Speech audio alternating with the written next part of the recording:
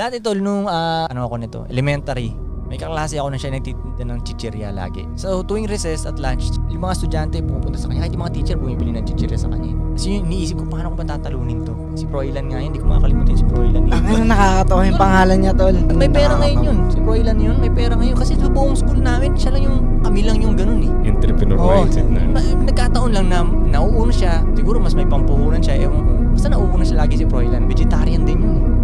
Anyway, yun, tol. Oo, malamang. Tapos siya nagtitinda ng mga chichirya, chippy, ganyan, piatos, ganyan. Sinisip ko paano ko ba ano ito. Hanggat sa may na-discover kami ni nanay sa labas ng Sorrento tol. Naalala mo may Monterey shop doon? Naabutan mo ba yan? Meat shop. May Monterey doon. Na yung cashier doon, meron siyang binibentang itlog na ang laman leche plan. Oo, di ba? Itlog na ang laman leche plan.